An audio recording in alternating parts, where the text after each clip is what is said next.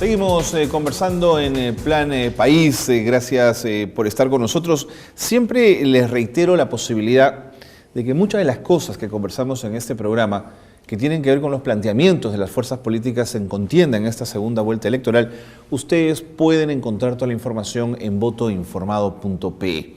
Entren a la página web del Jurado Nacional de Elecciones y ahí están los planes para poder comparar, cotejar y poder tomar decisiones y tener un voto informado, por supuesto.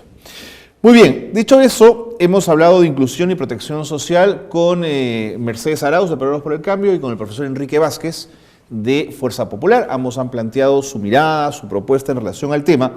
Y ahora hemos invitado a Federico Arnillas, especialista en este tema, además presidente de la Mesa de Concertación para la Lucha contra la Pobreza, porque nos interesa conocer, a partir de lo que han dicho nuestros invitados, qué piensa la mesa o qué rol cree la mesa se podrían alcanzar, qué lugares se podrían alcanzar en la lucha contra la pobreza desde la mirada de la inclusión y la protección social. Federico Arnillas, bienvenido, gracias por estar con nosotros. Gracias a ti, Carlos, y una oportunidad para saludar a toda la teleaudiencia. Quiero plantearte algunas de las cosas que nos han dicho tanto Mercedes Arauz como Enrique Vázquez, y desde la mirada del acuerdo de gobernabilidad y lo que se ha planteado en la mesa, nos puedas decir qué te parecen, qué alcances podrían tener. Ellos han hablado, por ejemplo, de la articulación de los programas sociales. ¿Qué posibilidades hay de que esto se pueda dar? Bueno, una cuestión que es clave y es la palabra de la época, es que hay que articular las intervenciones. Un viejo problema del Estado peruano es que piensa sectorialmente y la realidad es multidimensional. La misma persona que tiene un problema de educación, lo tiene de salud, tiene un problema de vivienda. O sea, hay una integralidad en los factores, además, que determinan su propia situación de pobreza.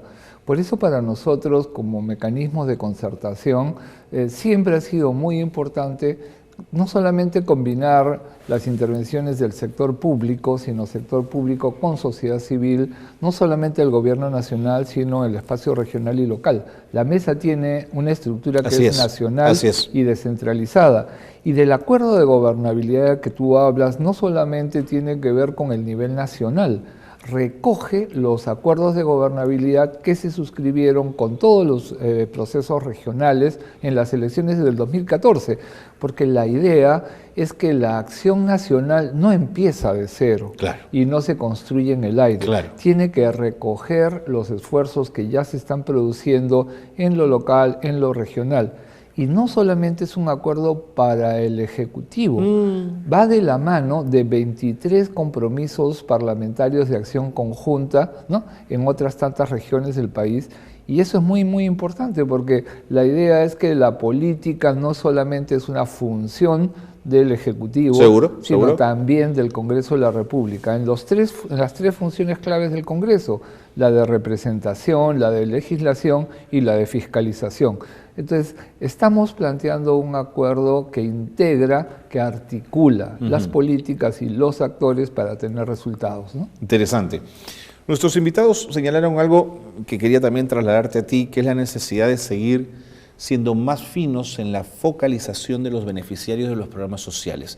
¿En los últimos años se ha avanzado en eso, Federico? Sí, pero yo creo que hay un tema que es bien importante, es diferenciar lo que son políticas que tienen o servicios que tienen que ser universales para garantizar derechos de toda la población, de aquellos segmentos de la población que por su situación particular requieren una atención diferenciada. Haces bien en marcar la diferencia. Sí, porque a veces hablamos de focalización cuando realmente lo que estamos haciendo es garantizando la universalidad de un derecho, ¿no? Por ejemplo, el tema de la educación inicial o el tema de las vacunas, ¿no? Todas las niñas y niños tienen que estar vacunados y entonces el focalizar quiere decir llegar a los que no estamos llegando, es decir, hacer universal un servicio que tiene que llegar al 100% de nuestras niñas y no con coberturas que tenemos hoy día debajo del 90 o del 85%, ¿no? De acuerdo. Pero hecha esa diferencia, digamos... Entonces el tema es que hay algunas intervenciones que tienen que ser focalizadas porque la persona tiene una discapacidad, tiene una exclusión particular, pero ojo, esa atención especial no excluye el derecho universal, pero es que a veces nos confundimos. ¿Te das cuenta? Y por eso insisto en el asunto, porque a veces damos por sentado de que solamente hay que atender a algunos y no, lo que el Estado tiene que hacer es que tiene que atender a todos a todas de la manera más adecuada a su situación, porque todos tenemos los mismos derechos, ¿no? Los programas sociales le cuestan al país al año 15.000 millones de soles, según las cifras que nos dio el profesor Enrique Vázquez, representante de Fuerza Popular. Yo quería contigo cotejar esa cifra. ¿Es una cifra que debe crecer? ¿Es una cifra que ha llegado a un tope? A ver, allí hay un tema sobre cómo categorizamos el gasto social. Puede ser un poco técnico lo que estoy diciendo, pero es muy importante, ¿no? Porque no tengo a la mano, digamos, la estructura que ha usado Enrique en este caso, pero nosotros diferenciamos de los que son los servicios universales del Estado, y solo en educación hay más de 15.000 millones de soles para garantizar el acceso al derecho a la educación, y en salud tenemos como 8.000 millones de soles para garantizar el derecho a salud de la población.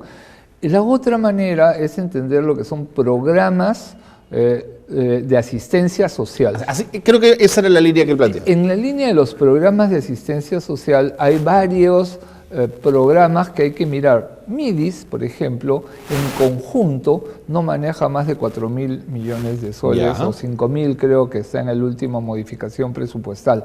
Y eso, respecto al presupuesto general de la República, es menos del 5% del presupuesto. Estamos hablando de un presupuesto de 140.000 millones de soles, estamos hablando 3.5, 4% en los programas que maneja MIDIS. Es para que tengamos una dimensión de exacta de cuánto es, ¿no? De lo que estamos hablando. Y sin embargo, fíjate, en una familia en pobreza extrema o en pobreza, digamos, monetaria, lo que se llama pobreza monetaria total, 20 soles por persona en una familia en situación de pobreza como promedio puede hacer la diferencia entre estar en la situación de pobreza y tener una... Tremendo, ¿no? Es impresionante, ¿no es cierto? Entonces, yo creo que eso es un punto que hay que evaluar. La clave del asunto, entonces, en el gasto público es que sea manejado, primero que nada, con eficacia.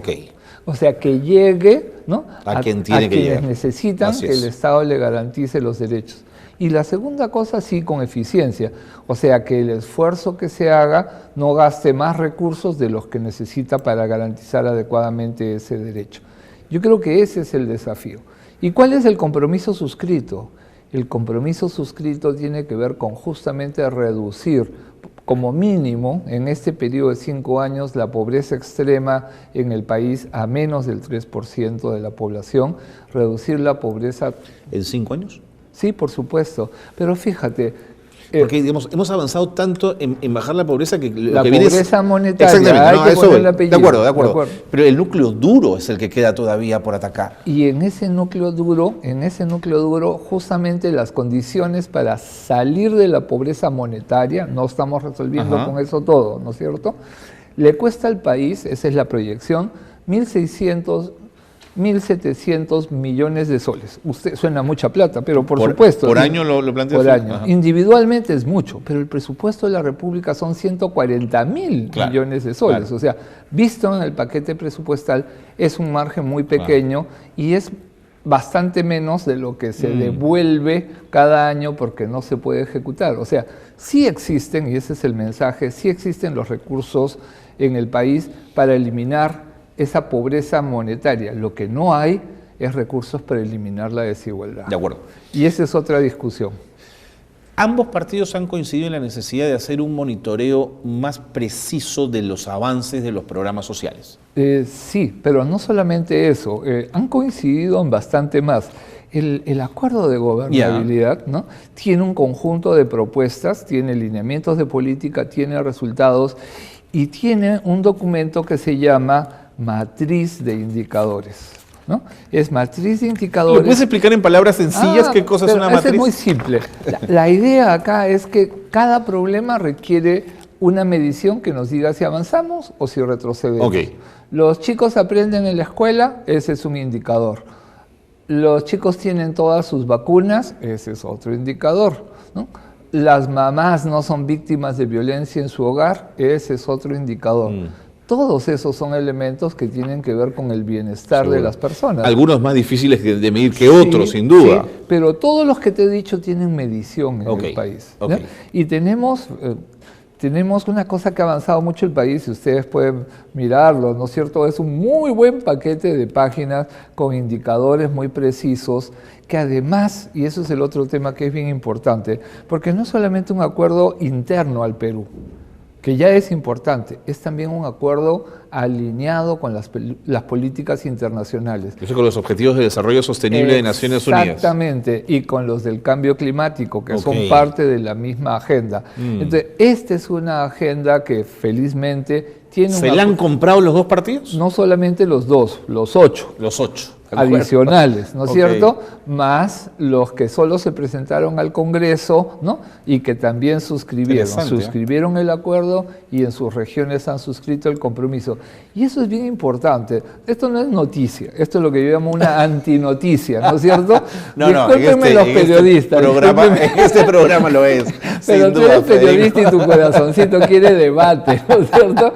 Y mi tarea, la tarea de la mesa es que nos pongamos de acuerdo. Si empujamos el auto en la misma dirección, el país va a caminar mejor. Eso es el acuerdo de gobernabilidad. Estupendo. Muchas gracias. No, gracias a ustedes. Ha sido muy interesante tenerte, Federico Arnilla, siempre. Espero que entretenido también. Y invitar a en este programa siempre habrá espacio para invitar a que lo vean en la página web. Noticias. ¿En qué página web? ¿En la de la mesa? En la página web de la mesa. Perfecto. Mesa de concertación, página oficial, y ahí... Ese documento que nos has mostrado. El documento completo, Perfecto. con las matrices, con los indicadores, con la línea de base, porque a veces uno pone indicadores y no hay línea de base, ¿no es cierto? Aquí hay línea de base. Acá hay línea de base y bien. en los casos en que está en construcción se ha puesto.